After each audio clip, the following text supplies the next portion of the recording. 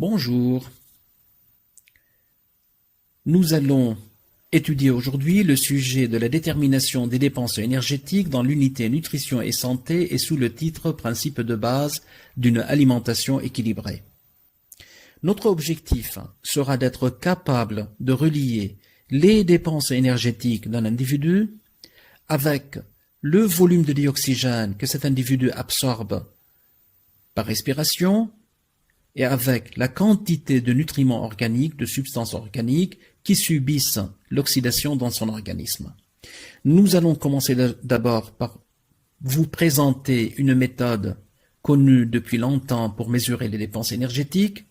Il s'agit de la méthode directe. Cette méthode est basée sur un principe selon lequel toutes les réactions métaboliques, les réactions qui se déroulent dans l'organisme donc, dégagent de la chaleur. Connaissant la chaleur dégagée, mesurant la chaleur dégagée, on pourrait estimer les dépenses énergétiques. On place le sujet dans une chambre isolée ou bien on lui demande de revêtir une combinaison qui ressemble à celle des astronautes pour effectuer les mesures. On mesure ensuite la chaleur dissipée pour estimer les dépenses énergétiques, mais cette méthode est très contraignante. Isoler quelqu'un dans une chambre, revêtir une combinaison qui ressemble à celle des astronautes, d'où on se demande s'il y a des moyens plus simples pour mesurer les dépenses énergétiques, des moyens moins contraignants pour les individus.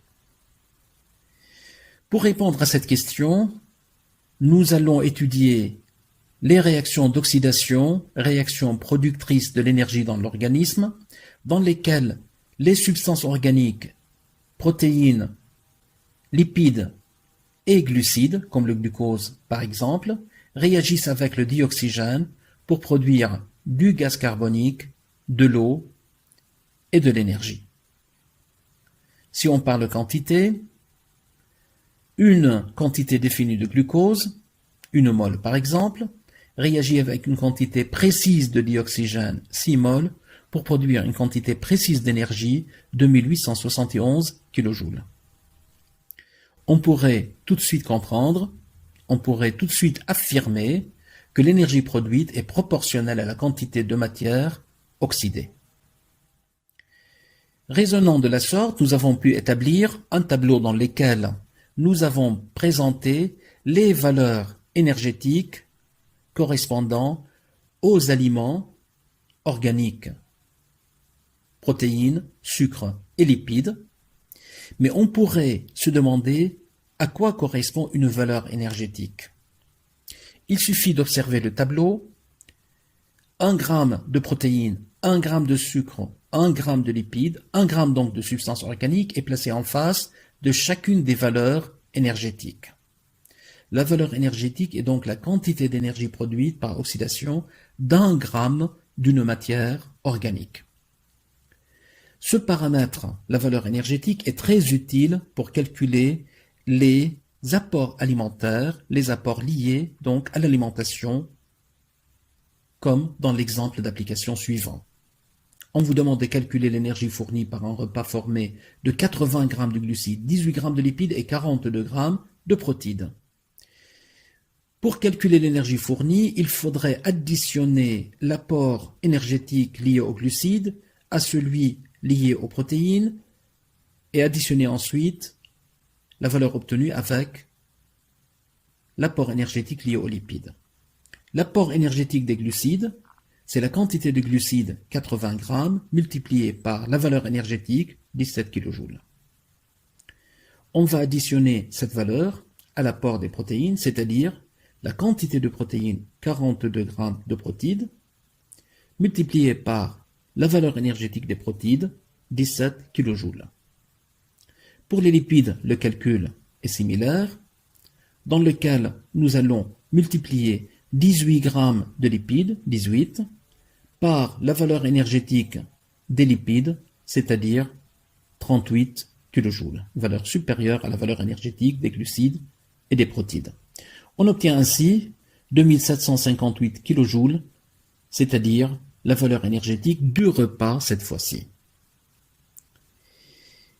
Cependant, On pourrait aussi se baser sur la relation de proportionnalité entre la quantité de dioxygène absorbée, consommée, et les dépenses énergétiques.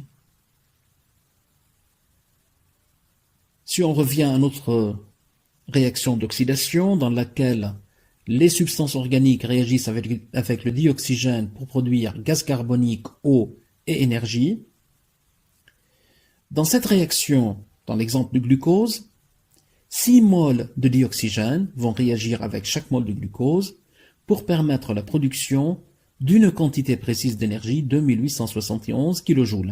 À partir de là, nous avons pu déduire la quantité d'énergie 20,8 kJ obtenue par consommation de chaque litre de dioxygène. Mais nos aliments sont variés. Il y a bien sûr les glucides comme le glucose, mais il y a aussi les protéines, il y a aussi les lipides. De plus, les réactions d'oxydation des glucides, protéines et lipides se déroulent simultanément dans l'organisme. Nous avons cherché à calculer, à déterminer la quantité d'énergie libérée par consommation d'un litre de dioxygène pour l'oxydation d'un ensemble d'aliments variés, c'est-à-dire composés de glucides, protéines et lipides. Et nous avons trouvé la valeur de 20 kJ en moyenne. Cette valeur 20 kJ par litre, on l'a qualifiée de coefficient thermique moyen de dioxygène.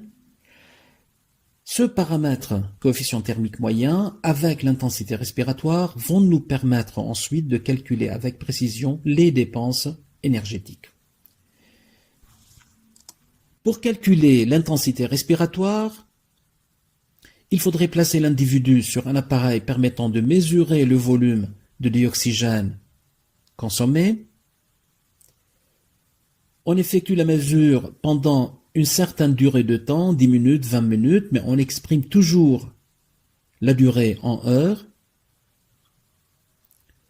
Et on rapporte la valeur obtenue à la masse de l'individu, c'est-à-dire l'intensité respiratoire comme définition, c'est le volume de dioxygène absorbé pendant une heure par kilogramme de masse corporelle. La formule d'application est très simple, à partir de la définition directement. L'intensité respiratoire en litres par kilogramme par heure est égale au volume de dioxygène consommé exprimé en litres, divisé par la masse de l'individu exprimé en kilogrammes et par la durée de la mesure exprimée en heures. Intensité respiratoire, coefficient thermique moyen permettent ensemble de calculer d'une façon très simple les dépenses énergétiques, comme on vient de le dire, selon une formule dépenses énergétiques exprimée en kilojoules par kilogramme par heure est égale à l'intensité respiratoire, c'est-à-dire VO2 en litres par kilogramme par heure, multiplié par le coefficient thermique moyen de dioxygène, c'est-à-dire 20 kJ par litre. Nous pouvons tout de suite passer à un exercice d'application simple, dans lequel on vous demande de calculer la dépense énergétique d'un individu ayant une intensité respiratoire de 0,7 litres par kilogramme par heure. Pour répondre à cette question, il faudrait donc se rappeler de la formule et de l'écrire. Il faudrait écrire la formule au début de votre réponse. Donc on se rappelle de cette formule, dépense énergétique est égale à l'intensité respiratoire en litres par kilogramme par heure, multiplié par le coefficient thermique moyen de dioxygène, 20 kJ par litre. Comme application numérique, 0,7 l'intensité respiratoire sera multiplié par 20 coefficient thermique moyen de dioxygène, et on obtient 14 kJ par kilogramme par heure pour cet individu. Afin de consolider nos acquis, nous allons résoudre ensemble l'exercice 1C à la page 42 de votre livre, le livre scolaire national, dans lequel on vous dit qu'un athlète consomme 3 litres de dioxygène par minute au cours d'un exercice, et on vous demande de déterminer la quantité d'énergie qu'il dépense s'il effectue le même exercice pendant 10 minutes.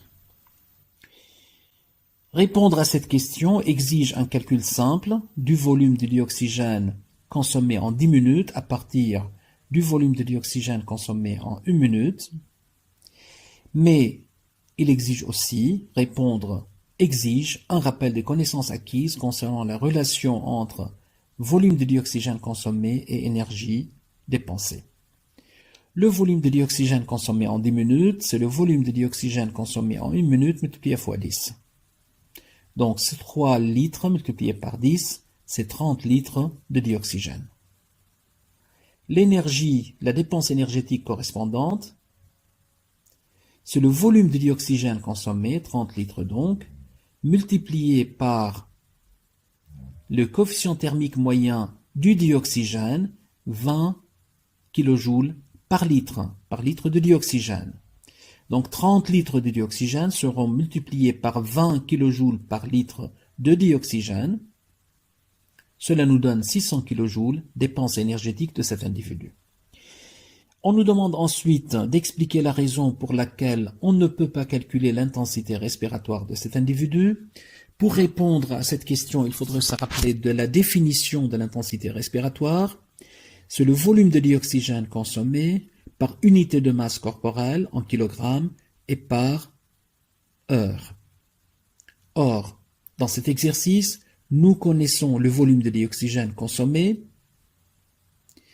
nous connaissons la durée de la mesure, 1 minute, mais on peut facilement l'exprimer en heures, mais nous n'avons pas la masse de l'individu. Le poids de cet individu n'est pas mentionné dans l'exercice, donc on ne peut pas calculer son intensité respiratoire par absence d'informations concernant sa masse corporelle. Nous allons, à la fin de cette présentation, faire ensemble le bilan des acquis. D'abord, les réactions d'oxydation produisent de l'énergie. La valeur énergétique est la quantité d'énergie produite par oxydation d'1 gramme d'une matière organique, c'est-à-dire 17 kJ par consommation d'1 litre de dioxygène pour les glucides et les protides et 38 pour les lipides. L'intensité respiratoire est le volume de dioxygène consommé par kilogramme de masse corporelle et par heure. Elle est exprimée en litres par kilogramme par heure. Le coefficient thermique moyen de dioxygène, 20 kJ par litre, c'est l'énergie libérée par 1 litre de dioxygène pour dégrader des aliments variés. Les dépenses énergétiques peuvent être calculées selon la formule dépense énergétique égale intensité respiratoire en litres par kilogramme par heure multiplié par le coefficient thermique moyen de dioxygène, c'est-à-dire 20 kJ par litre. Je vous souhaite bon travail et bonne santé. À bientôt.